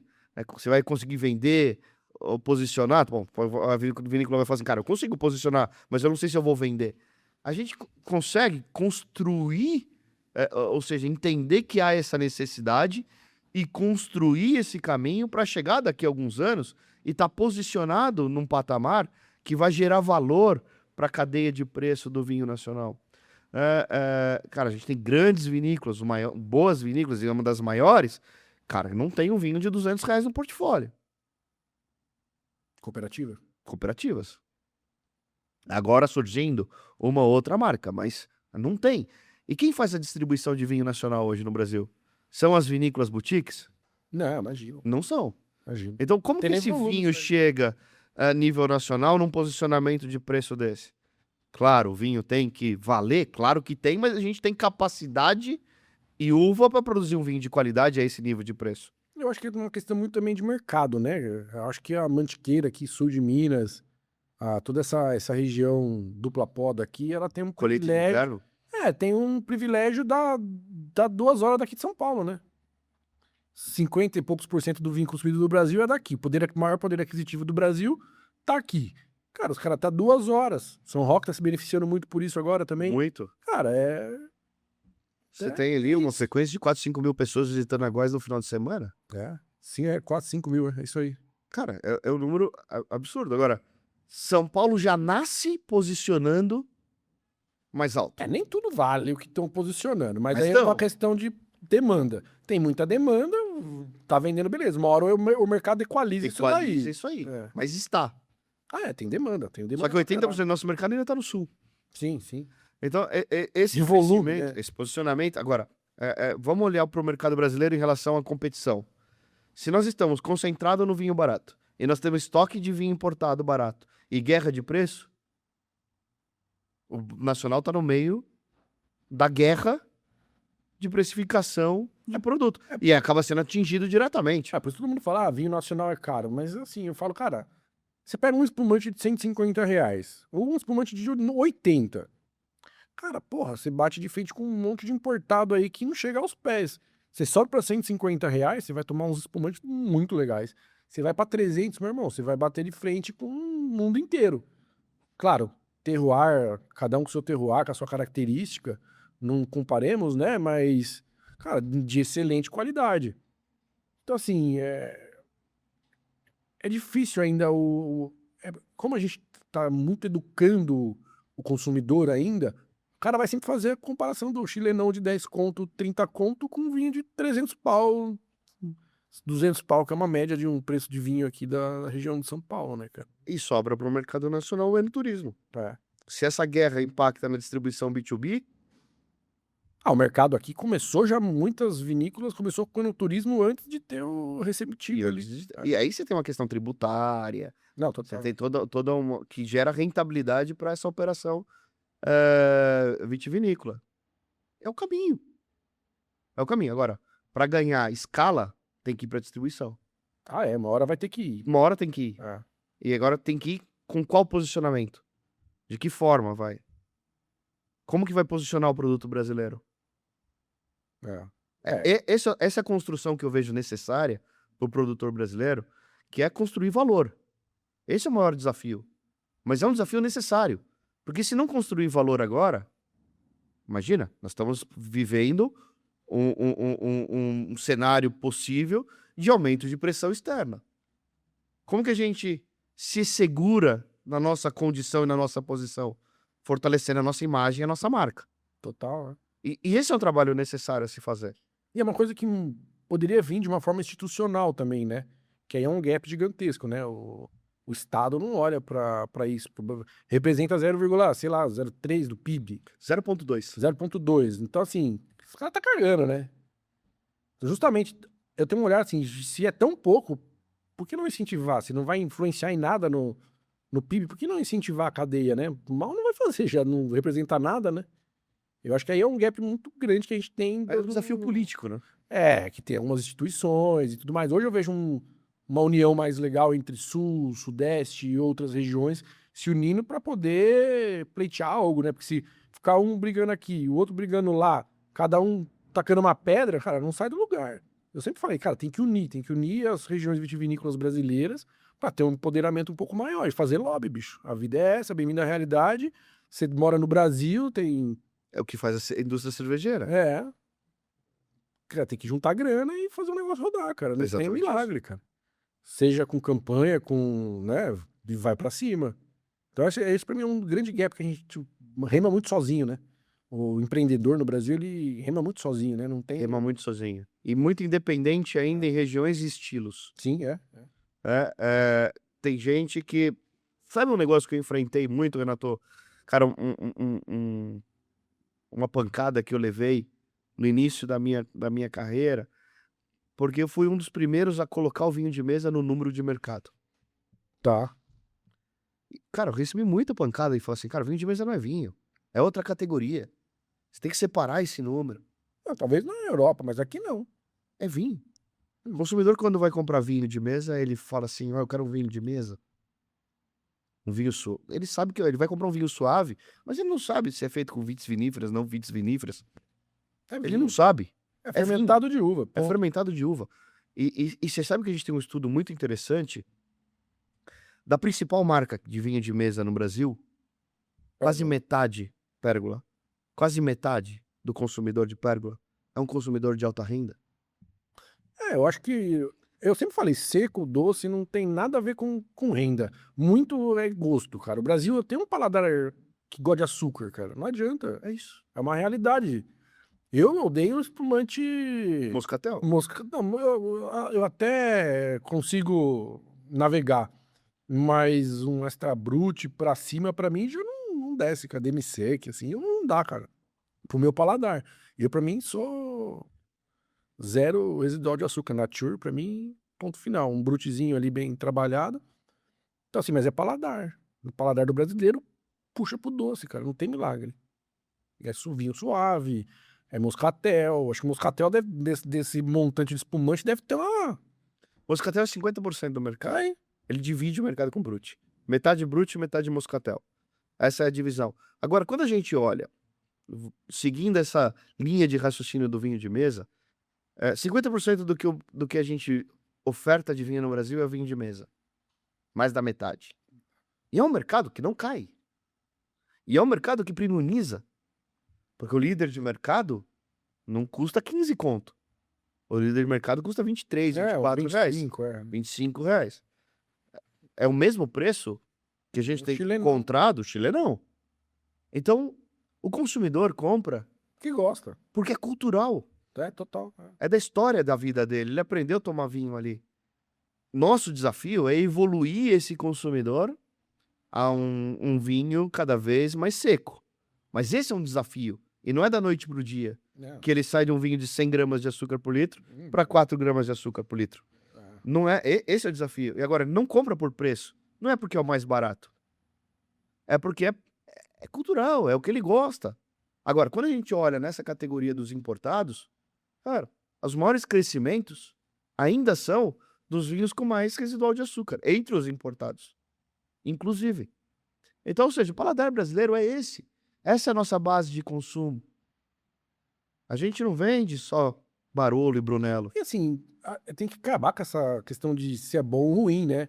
O importante é consumir vinho, né, cara? Esse é o importante. É que a galera fica muito no só pode vinhozinho. Porra, as bolhas que quer ditar a tendência, aí fica nessa, meu, deixa o cara consumir o que o cara quer, cara. Exato. Você pega esses sommeliers e fala, a frase que eu mais odeio é que vinho bom é vinho que a gente gosta. Cara, Qual o problema, meu irmão? Qual o problema? Deixa a pessoa beber o que Era ela melhor ele quer. estar tomando que cerveja? Ah, pelo amor de Deus. E pra você fazer um upgrade de categoria, é isso. É isso? Cerveja artesanal bombou por quê? Porque tinha uma base de consumidor de cerveja gigantesca. Então, pra você subir um pouquinho o preço aqui é mais fácil. Agora, pra você vender um vinho de 100 conto pra quem nunca bebeu vinho, é impossível, né, cara? É exatamente isso. Acho que aí passa pela transformação do potencial do mercado brasileiro.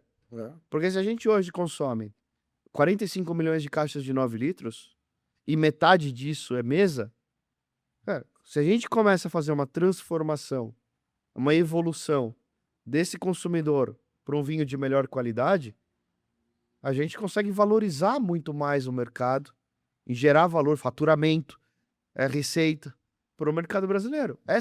Esse é o trabalho de evolução que o mercado precisa focar em desenvolver, que passa pela educação do consumidor. Ah, e parar com essa frescura, né? O sommelier, às vezes, principalmente aqui em São Paulo, muito elitista, né? Cara, é só o vinhozinho que ele gosta. Cara, o negócio é business, meu irmão. É business. Você tem que pagar boleto, você tem que vender, você tem que fazer a empresa funcionar, né, cara? Então tem que parar com essa mania de querer só vender o Barolinho, o Rieslingzinho, né? E tipo, meu, tem que fechar a conta. O que vai dar volume? O que vai fazer sua empresa crescer? O que vai gerar renda? Né? Não é só olhar romântico e de precisão. E aí tá a diferença das empresas que olham para o mercado para as empresas que estão pensando em vender aquilo que gosta. Você vai a Conchitoro, que é a líder de mercado no Brasil, e alguns anos atrás, olhando para esse cenário, inclusive num estudo que nós fizemos em conjunto e tudo mais, é um case que teve uma participação da Ideal, lança o Reservado Suite. É, O que é o Reservado Suite? adequação pro paladar. É a adequação do paladar. O brasileiro tem essa percepção que o importado tem mais valor agregado, né? Tem melhor qualidade, mas entrega o que o consumidor quer, que é açúcar, doçura. E aí o sommelier elitista vai torcer o nariz pro vinho e a Conchitoro tá enchendo o rabo de ganhar dinheiro. É isso. E ele vai continuar andando no carro velho dele lá porque não olha pra dados, não olha pra números e fica viajando na... A segunda marca que a Conchitoro criou e tá crescendo muito, o Spritzer de Moscato. Fez um frisante de Moscato. Onde que ela tá mirando? Em Moscatel. Total. Ela não consegue produzir o espumante, é muito difícil produzir espumante no Chile, produz o frisante. E é uma coisa muito legal pro paladar aqui também. Deve ter um custo de produção menor ainda, né? E consegue crescer no mercado brasileiro. Aí alguém olha assim, mas por que a Conchitoro tá crescendo? Porque ele tá olhando pro mercado. Número, dados. Número, dado, potencial. É parar de romantizar as coisas e ser mais Existe um pragmático, mercado de né? nicho? Claro que existe. Mas tem que entender que é um mercado de nicho. Hoje, só para você ter números, Renato, 30% do faturamento do mercado brasileiro de importados são vinhos acima de R$100 a garrafa. Não é pouco. É bastante até. É Achei alto. que era menor até. É muito alto. Só que está concentrado onde? Aqui. França, Ah, tá. Os países. Itália, Tá, é. Toscana, Bordeaux, Borgonha. Acho que Itália e França ali mais, né? Sabe qual foi o crescimento de Chablis o ano passado? Ah, deve ter sido um boom ridículo, né? 68% e Petit Chablis dobrou de tamanho. Ah, imagino. Então, existem potenciais mercados, existem os nichos. O que é importante são as empresas entenderem a sua posição, o seu canal, Total. o seu público. E o que nós falamos no início da nossa conversa.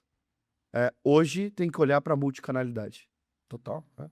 Porque há uma necessidade de volume, há uma necessidade de valor e há uma necessidade de rentabilizar. E o cliente ele vai caminhar pelos canais e não necessariamente vai comprar pelo primeiro. Né? Isso é um negócio que já é fato hoje, né? E o maior desafio para mim é a rentabilidade. A gente volta nesse assunto. Aí só puxando, a gente acabou entrando no espumante, né? Lá no começo você falou que deixou de ser sazonal. Como que tá esse mercado hoje aí? Crescendo. Quais são as outras... Porque assim, eu confesso que pra mim espumante ainda é sazonal. E, cara, tô no mercado. Pra mim ainda é sazonal. Assim, eu não tenho costume de abrir espumante em, sei lá, festa, só festa, datas comemorativas e tal. Nós tivemos um crescimento esse ano, inclusive no inverno. Tá? Então, aumenta o consumo em restaurante e nos lares. Inverno é pico, né, cara? Inverno seria o pico de tinto e nós temos um crescimento de espumante. Aonde nós deveríamos estar? acho que não deveríamos, mas onde a concentração era em base do vinho tinto, hoje a gente tem uma redução, foi o maior crescimento, sem dúvida foi, mas o crescimento de espumante chama atenção em todo o ano, não só no final do ano. Inclusive, a venda de tanto de vinho quanto de espumante em novembro e dezembro foram ruins, caiu no varejo. Esse final de ano foi uma catástrofe. Final de ano foi horrível para todo mundo, mas o espumante só não teve uma queda maior porque cresceu durante todo o ano. E essa mudança de hábito, o consumidor entender que ele pode consumir o espumante harmonizando com o prato, sentado no sofá, conversando com um amigo. O espumante dá essa abertura, até mais do que o vinho, para momentos de consumo diversos. Sim, E eu acho que isso está sendo percebido pelo consumidor brasileiro. Então nós temos, engraçado, a gente tem 70% são brancos, 30% são rosés. Durante todo o ano a gente cresce no Brut e o Moscatel concentra na sazonalidade de final de ano. E aí o crescimento é tão forte do Moscatel no final do ano que nivela ao longo do ano. O Brut cresce o ano inteiro, muito mais do que o Moscatel. porque o consumidor sazonal, ele é aquele consumidor mais esporádico, né? E é o cara Que é o açúcar, Que é o açúcar. que é o doce. Tá. E ao longo do ano, você tem aquele consumidor que está harmonizando, que tá brindando não só pela festividade de final do ano, mas pela vida, pela família, pelo dia. Então, a gente também tem essa mudança do comportamento de um consumidor, vai cair o mundo, galera. Prepara aí, hein? de um consumidor que depois da pandemia, que comemora a vida, que comemora o dia. Vou chegar lá. Abrir espumante todo dia pra comemorar a vida, vamos? Esse é o caminho. E como é que tá essa fatia de mercado aí do nacional, do espumante? 83% é nacional. É mesmo? Cada 10 garrafas de espumante vendida no Brasil, 8 são nacionais. Que legal, cara. Mas isso desses últimos 10 anos aí, só... Mantém. Desde já tá... O espumante nacional sempre dominou o mercado. Que legal. Sempre dominou o mercado. Final também, né? Pô, você vai bater com o quê? Agora, com o acordo União Europeia e Mercosul, eu acho que o grande desafio para o produtor nacional é fortalecer essa marca, porque nós teremos um espumante francês ao preço do espumante nacional. A gente entrevistou o Eduardo lá, que, cara, tem uma mão pra fazer um espumante boa demais, né? Eduardo Valduga, só pra contextualizar, se vocês quiserem aproveitar e assistir o episódio dele lá depois que acabar esse. E ele comenta que é uma das grandes coisas que ele tem como ideal hoje é conseguir desenvolver a marca do espumante brasileiro. Mas como uma marca. Como existe um champanhe, como existe um Franciacorta, como existe um Prosecco. Cava, ou a DO que saiu da Cava lá, como é que chama lá? Galera, esqueci. Tem uma Cava e saiu uma DOzinha de qualidade lá de Cava. Enfim. Criar realmente uma marca, não ser chamado espumante, mas ser chamado de... Ele falou que esse é o ideal, que ele vai batalhar e brigar muito aí, e tretar muito lá pra conseguir desenvolver. E eu acho que, cara, é isso, criar a marca, criar essa identidade, fortalecer a marca no mercado, ter um nome de como chamar, né? Sem dúvida nenhuma. Acho que o Brasil começou lá atrás querendo usar o Prosecco, né? Veio a briga com o Prosecco italiano, e falta realmente essa nomenclatura. Mas além disso, o fortalecimento da própria marca de cada uma das vinícolas no seu posicionamento de mercado para assegurar e ser o objeto de desejo, não só comprar como espumante nacional, mas comprar por ser o espumante nacional da marca tal. Isso fortalece o posicionamento dessas vinícolas frente à concorrência do mercado como um todo. Eu vou tentar achar aqui como é que é. Vou pesquisar aqui como é. Agora eu fiquei na cabeça. Aproveitar para tomar uma água. Como é que chama? A região que saiu da Cava. Mas, cara, e o queijinho tá bom, hein? É bom, né? É bom demais, cara. Galera, pelo amor de Deus. Eu vou lembrar depois, aí vou colocar aqui embaixo. A cabeça é uma desgraça. Mas é uma região que sair de lá, porque por questão de qualidade, porque acabou ficando uma coisa muito aberta, né? Questão de padrão de qualidade. E aí saíram. Mas enfim, puta, eu até perdi a meada do que a gente tava falando. A gente tava falando de espumante, Aí a gente tá falando da questão do mercado, a gente falou que o Moscatel representa aí 50% do mercado, e Em 2014, o Moscatel vendeu mais do que o Brut. eu acredito que sim. Em 2025, o Brut voltou a vender mais do que o Moscatel, Vai ficar que acabou nivelando um pouco o muda estoque. ali, né? Mas é isso, cara, metade e metade. Cara, assim, eu acho que o espumante é uma grande porta de entrada pro consumidor que não bebe vinho. Eu acho que, já falei umas besteiras aqui, eu acho que tem a borbulha, tem o gás ali que se assemelha muito a outras bebidas, e eu acho que é uma bebida leve, refrescante, vai muito bem com a nossa comida, que às vezes é muito salgada, muito gordurosa, e, cara, a acidez dá muito bem, acho que é uma grande porta de entrada para um novo consumidor de vinho, né? Eu acho que a gente tem uma diversidade gastronômica muito grande. Sim, total. E que abre porta para tantas variedades e estilos diferentes. Acho que esse é um ponto positivo do mercado brasileiro. Demais. E a gente tá falando também de uma mudança muito grande do perfil de vinho que a gente tá consumindo aqui, né? Hoje a gente tem um crescimento exponencial de brancos, né? Muito. Eu mesmo hoje consumo muito mais do que há um tempo atrás. Como que você tá analisando isso aí no... Cara, hoje o branco, se a gente somar branco e rosé, a gente já tá falando em 1/3 do mercado brasileiro. Os brancos já chegam a 21% do mercado total. É que o rosé também sempre vai e não vai, né? O rosé teve o pico na pandemia, depois estabilizou.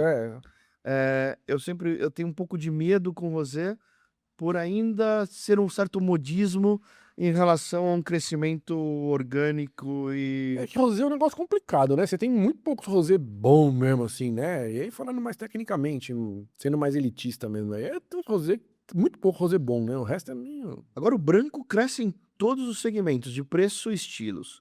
A gente cresce do Sauvignon Blanc, cresce aos Chardonnays da Borgonha. Então, a gente tem um crescimento de brancos em todo o posicionamento de preço e em todos os segmentos de variedades e estilos. O branco hoje é o queridinho do brasileiro. Tem muito a ver por a questão de buscar um vinho menos alcoolizado, Sem dúvida. uma comida que vai muito bem com uma comida mais leve, ali, uma salada, um peixe. Tem muito a ver com essa mudança de hábito. Eu acho que é uma soma de fatores. Esse é um deles. Questão climática também.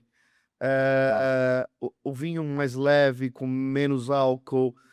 Hoje, e aí eu acho que a gente entra, além do branco, numa outra tendência para mim muito forte, que é o low álcool.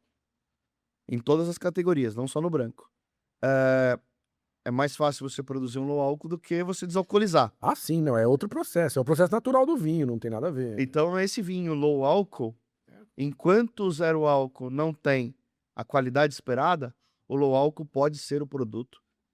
Não para um cara que não toma álcool porque toma um medicamento ou por conta de religião, mas para aquele cara que toma álcool, mas está diminuindo o volume por conta de saúde, por ser fitness e por tanta outra coisa, mas que ele busca menos álcool. Então, o low álcool para mim é um dos pontos também como tendência. Se a gente pudesse aqui listar as principais tendências, além do branco e do espumante, o low álcool para mim é uma tendência muito forte. E é muito de encontro com aquele dado que a gente puxou lá no começo, da questão das mulheres ter uma influência muito forte na questão de compra de vinho, né? 56% das mulheres, falou que dentro desse cluster, o branco já representa mais de 60%, então os dados estão interligados ali, né? Total. Eles se conectam. No final, eles se conectam. Isso é muito louco. E é importante que se conecte. É muito doido isso, cara. Eu acho puta... Por isso que é legal fazer um episódio desse, porque por mais que a gente tenha a teoria na cabeça, você vê o dado ali e comprovar sua ideia é importante, né? Eu acho que isso E aí a gente vai olhar para estilos de etiqueta, você vai ver que hoje a gente tem marcas que estão Corpinati. crescendo muito. Corpinati, que saiu de cava. Corpinati. Lembrou, boa. Uma hora o Tico bate no teco aqui e funciona. Você tem etiquetas muito femininas que tá performando super bem. Total. Vamos pegar os estilos, alguns vinhos da Vic, super femininos, vinhos espumantes brasileiros com sleeve de flores e tudo mais, tendo uma performance muito legal, porque conecta diretamente com esse público que é o tomador de decisão, de comprar o vinho na prateleira. Uma das grandes dificuldades que a gente tem, Renato, acho que você vai concordar comigo, é quantidade de rótulo disponível numa gôndola de supermercado. Ah, isso é de pirar até quem entende de vinho, né? Cara, um cara que não tá acostumado com a categoria, olhar para aquela gôndola com aquela infinidade de rótulo, É surreal. é surreal. É muito louco. É realmente comprar, assim, quem compra vinho em mercado, cara, de você ficar lá horas até você conseguir. Por isso, se eu vou comprar alguma coisa em mercado, eu já vou sabendo que tem naquele mercado e preciso comprar isso, eu compro e tchau. Porque realmente é muita coisa, né, cara? Agora a gente tá olhando pra uma base que tem um conhecimento de região, Ah, de sim. marca, de uva. Imagina quem não tem. Ah, não, se perde. Fica louco. Então a etiqueta tem uma força tremenda na decisão de compra. Isso é uma das coisas básicas de PDV. A primeira compra é, a estética. Agora, se vai recomprar, aí vai depender do que tem dentro da garrafa. Exatamente isso. Mas a primeira compra, você vai ter aquele primeiro impulso ali, é PDV, estética, é garrafa, visual. é rótulo, isso é fundamental. Ou estética, ou preço, ou ponto de gôndola, Sim, a ilha e tudo mais. aí é uma composição, mas é posicionamento, né, cara? Promoção e tudo mais. Os quatro, todos os P's aí que muita gente às vezes negligencia, né? E, pô, falando mais daquela questão de canalidade que a gente chegou a tocar aí alguns pontos assim. Esse modelo mais tradicional tá fardado a uma revitalização obrigatória, assim? Vai ter que olhar mais para o B2C de uma forma um pouco melhor? Essa multicanalidade, ela vai precisar existir obrigatoriamente para a maioria das empresas, cara? Com a necessidade de rentabilidade, sem dúvida nenhuma. Por margem, né? Por margem. Então, quando a gente tem um problema de margem de cadeia, qual que é a tendência? Encurtar a cadeia. Esse encurtamento da cadeia passa pela necessidade dos players olharem para o consumidor final direto. Agora, não é fácil. Você criar uma base consumidora com a confiabilidade, com uma equipe preparada, com marca importante para você fazer esse trabalho de B2C, não é fácil.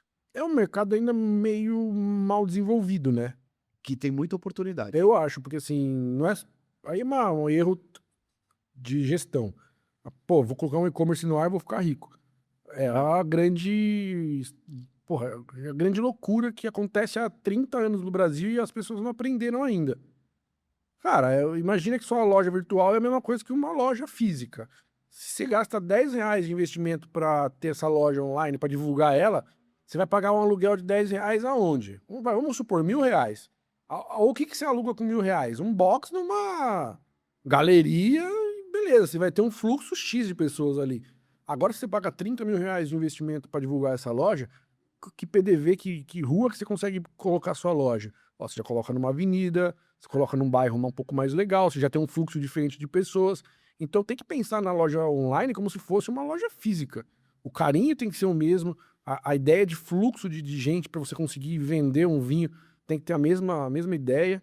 E, cara, isso aí é o erro que 99% das empresas que eu troco uma ideia, tirando os grandes players aí, erra, cara. É muito louco isso. Agora, o consumidor, Renato, ele tem uma necessidade de ser influenciado.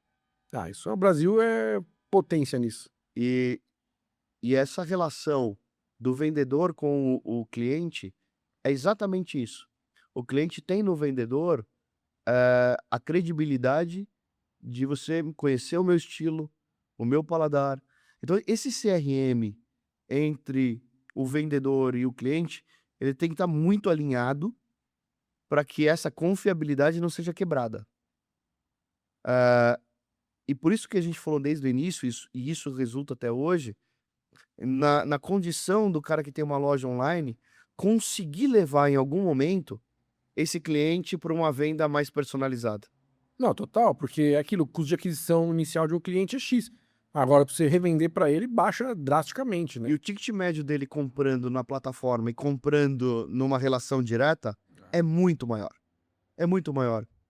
Ele não vai sair com uma garrafa só de uma conversa com você. Não vai. Total. Então, é isso que é importante, esse trabalho do B2C, desse relacionamento entre esse CRM.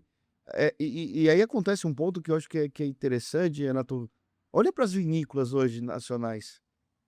A grande parte dessas vinícolas não fazem um trabalho de relacionamento pós-venda Você- com o enoturismo. Tô falando, você falou do número da Góis ali, 4 a 5 mil pessoas por mês. Você entra no Instagram dos caras, tem, sei lá, agora mudou, mas tinha 80 mil seguidores. Falei, Fabinho, entrevistou o Fabinho aqui, falei, cara, e aí? Cara, vocês têm potencial de ter 5 mil seguidores todo mês a mais no Instagram. Manter o relacionamento, fazer essa venda. Porque o cara visitou a vinícola. Ele viveu uma experiência. Pra ele comprar de novo vai ser fácil. E, Ele tem a cara, marca fresca na mente. é uma negligência absurda esse CRM, que é a parte de relacionamento com a base de dados ali, com o teu cliente, cara, isso aí é uma negligência absurda também. Como pós-venda, como muita coisa o mercado deixa a desejar, né, cara? E você pega hoje a base de consumidores que visitam as vinícolas do Sudeste, ou mesmo as vinícolas do Sul do Brasil, se essa base fosse capturada e trabalhada, a gente conseguia aumentar em 20, 30% a participação do mercado nacional, só com a experiência de quem visitou uma vinícola nacional e está aberto a esse consumo. E aí, talvez a gente não seria nem se a gente teria capacidade produtiva para atender esse aumento de demanda, trabalhando e profissionalizando esse CRM. Então, aí que estão as oportunidades, né? Você está vendo? O mercado cresce lento, cresce 3% ao ano, cresce. A gente tem um excesso de oferta em relação à demanda? Tem, mas tem oportunidade. A oportunidade está no entendimento do que é o mix do produto, do que é o canal de venda, dessa comunicação, de entender quem é o consumidor. Isso é entender a informação para poder utilizar a teu favor e rentabilizar a cadeia. De novo, sem rentabilizar a cadeia, a gente não tem como sobreviver. Não, total. E aí, pô, uma coisa que eu tenho uma dificuldade de entender o nível de sobrevivência dessa galera, que é o pequeno lojista. Como que tá pra esse cara sobreviver hoje? Ele vai ter que nichar cada vez mais, ele vai ter que ser um especialista, um vendedor consultor. Que caminho esse cara tem que tomar pra realmente brigar num mercado tão insano que tá o nosso? O desafio do pequeno lojista é o mesmo do grande, que é captar lead. Tá. A partir do momento que ele capta essa base de potenciais consumidores, ele vai trabalhar muito melhor essa base de cliente e vai aumentar o seu faturamento. O desafio, e até por aquilo que você falou, onde que está hoje a maior fonte de capturar lead? Na internet. Concorda? Disparado. Custo-benefício? Quantos desses lojistas fazem um bom trabalho hoje em redes sociais e na internet de forma geral para captar lead? Ah, eu Você não lista nos tenho. dedos. Eu não tenho dados, mas é muito pouco, assim. Então, precisa entender que esse lead custa. Esse é um investimento que tem que ser feito para poder, ali, a partir dali, ter um crescimento de venda. O mercado muda. A gente não pode depender só das pessoas que entram na loja e que Não, passam na total. frente dessa loja. É. E eu acho que aí está o desenvolvimento e a necessidade de profissionalização das lojas especializadas de forma geral.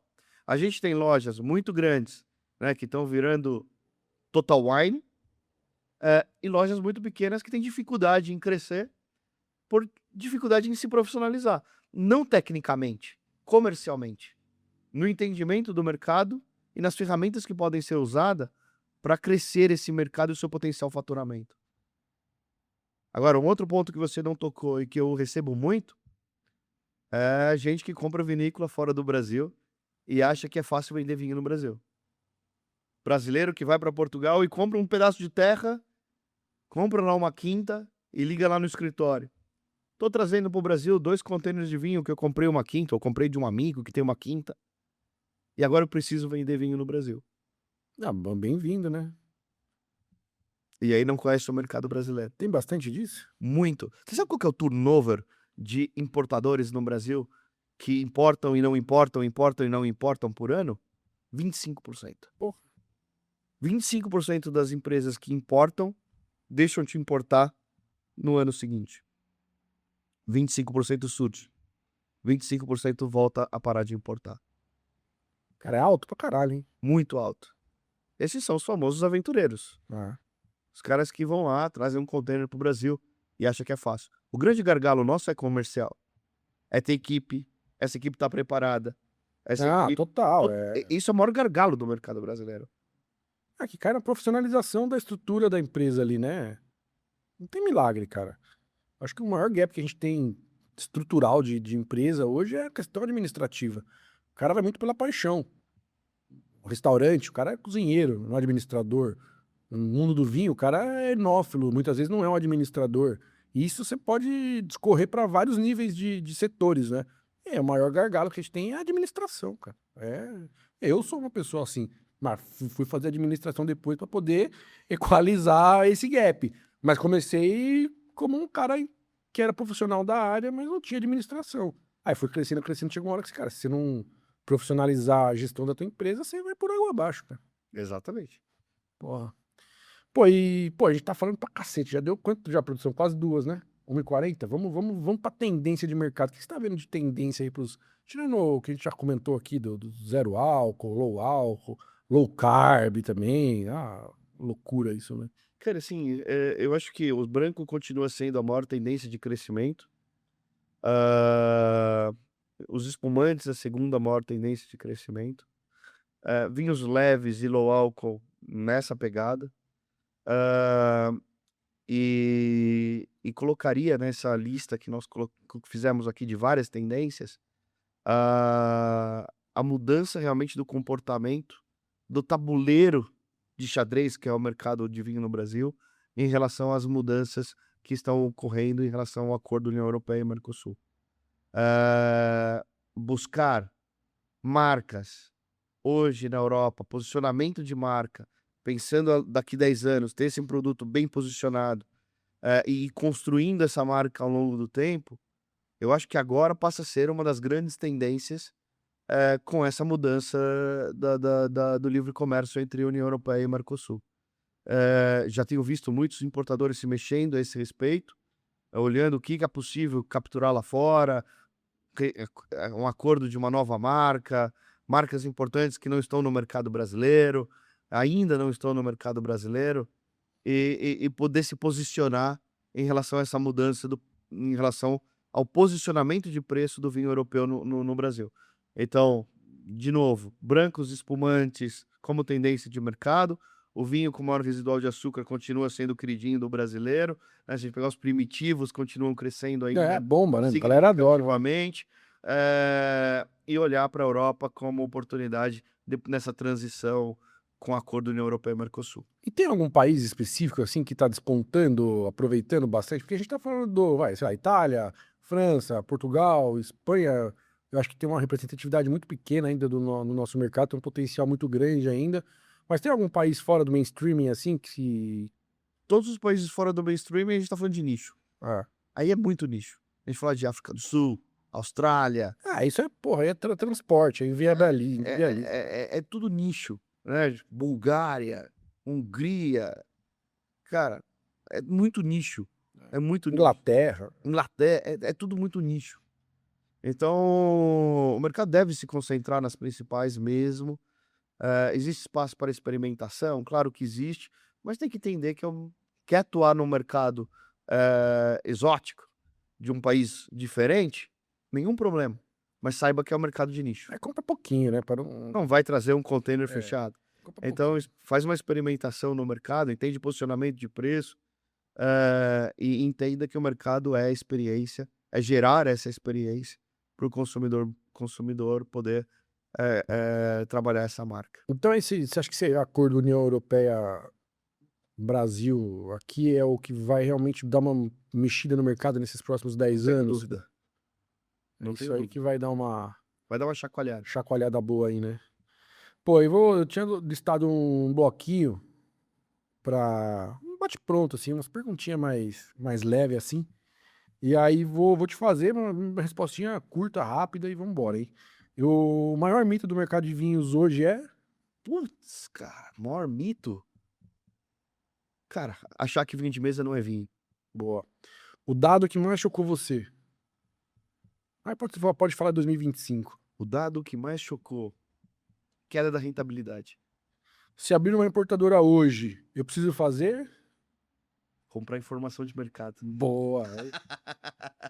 O vinho no Brasil só não cresce mais porque... Cultura. Cultura. O consumidor brasileiro ainda não percebeu o quê? O prazer que é o mundo do vinho. Ah, isso é verdade. E, pô, o que vem de vinho de verdade não é o líquido, é? É a experiência. Experiência. Você acabou de responder isso há 2 minutos atrás. O maior erro do mercado hoje é Perder rentabilidade, precificar baixo. e não contratar Ideal BI, né? E não contratar Ideal BI. Pô, Felipe, acho que deu, pô, cara, assim, eu teria mais milhares de perguntas pra fazer, assim, mas é difícil a gente se aprofundar tanto, pra não deixar o negócio tão maçante assim. Convido vocês a conhecer mais a Ideal. Eu sei que tem muita coisa nova a surgir aí, que a gente não pode colocar aqui ainda pra vocês, mas fiquem ligados. Comecem a seguir eles lá no Instagram, que vai ter muita coisa interessante aí pra quem tá a fim de consumir esse tipo de informação, né? Conteúdo, dados. Cara, tem um embasamento decente. Eu falo que falo muito a questão do sommelier, né? O sommelier hoje ele tem que ser mais planilha, ele tem que ser mais dados, mais analítico e menos romântico, né? E falta isso pro mercado como um todo, né? Então, cara, busque mais informações, acessa lá o perfil dos caras que daqui a pouco vai ter muita coisa boa aí pra vocês consumirem de uma forma gratuita. Pílulas aqui, pílulas ali, mas tem Leve. coisa boa vindo aí. É isso aí. É isso. Bom, antes só da gente fazer um brinde final, agradecer nossos apoiadores aqui então. Trig Uva, que mandou esse cata aqui, um Viognier 2022. Pô, sensacional, super custo-benefício. Quer aproveitar mais 10% de desconto? Acessa lá com o nosso cupom, QR Code tá na tela, SOMOCAST10. Bora lá, fortalece lá nossos parceiros. QJ, com essa curadoria de queijos nacionais incríveis, só queijo de pequenos produtores, queijos familiares. Charcutaria da Encâneva. O Gão, mãos de fada, como sempre. QJ tem nosso desconto lá também, SOMOCAST10. Acessa lá. QR Code na tela, tem link na descrição de todo mundo aí. Inclusive do perfil do Felipe, da Ideal. Pô, vai buscar informação, galera. Isso aí eu acho que a gente tá num... Não deveria nem ter que falar isso, né? Acho que hoje em dia seria o básico você se basear em dados pra construir qualquer Hoje não coisa. dá pra perder dinheiro, Renato. Ah, não dá, né, cara? Tem que se preparar antes. E assim, não é uma brincadeira barata, né, cara? A gente não tá falando de... Você vai buscar um containerzinho pra vender aqui. Vai lá, vai... Uma grana legal. Uma grana legal, um dinheiro que vai ficar parado, imposto. Você paga o imposto antes de vender. É uma cadeia meio complicada, né, cara? Não é... Não, você tem uma antecipação de caixa É. não só no container, como na estrutura. Na pra você estrutura. vender. É. Eu acho que isso que é importante o pessoal pensar, que não é só trazer é fácil. É. Né? Esse cara Contrata tem uma dinheiro consultoria aí, beleza, mas... pra vender. Total. Entender o posicionamento do mercado, entender aonde que existe oportunidade. E é aí que a gente entra fazendo um trabalho bem bacana em relação a isso. Boa, cara. É isso. Felipe, obrigado demais pela Eu que participação. agradeço, Renato. E é isso, galera. Um episódio essencial aí pro nosso universo do vinho. Saúde. Saúde.